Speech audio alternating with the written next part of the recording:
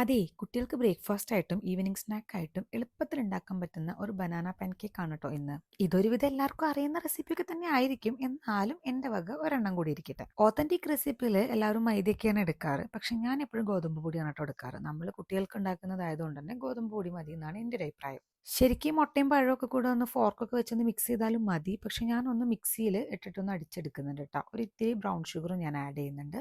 അതിപ്പോൾ brown sugar എൻ്റെ കയ്യിൽ ഉള്ളതുകൊണ്ടാണ്, സാധാ ഷുഗർ ആയാലും മതി, പക്ഷെ വളരെ കുറച്ച് മാത്രം ആഡ് ചെയ്താൽ മതി. കാരണം നമ്മളിത് ഹണി കൂട്ടിയാണ് കഴിക്കുക, ഓൾറെഡി നല്ല മധുരം ഉണ്ടാവും. അപ്പോൾ ഞാൻ പാൻ കേക്കിൽ അധികം മധുരം ആഡ് ചെയ്യാറില്ല കേട്ടോ. എന്നിട്ട് എല്ലാം കൂടെ നന്നായിട്ടൊന്ന് മിക്സ് ചെയ്ത ശേഷം കുറച്ചായിട്ട് വാം മിൽക്കും കൂടെ ആഡ് ചെയ്തിട്ട് അതിൻ്റെ കൺസിസ്റ്റൻസി ആകുന്നത് വരെ നമ്മൾ മിക്സ് ചെയ്തുകൊണ്ടിരിക്കുക. പിന്നെ കുറച്ച് വാനില എസൻസ് ഞാൻ ആഡ് ചെയ്യുന്നുണ്ട്. അത് കംപ്ലീറ്റ്ലി ഓപ്ഷണലാണ്. നമ്മൾ നാടൻ മുട്ടയൊക്കെയാണ് യൂസ് ചെയ്യുന്നതെങ്കിൽ ഭയങ്കരമായിട്ട് മുട്ടയുടെ ഒരു സ്മെല്ല് ഉണ്ടാവാറുണ്ട്.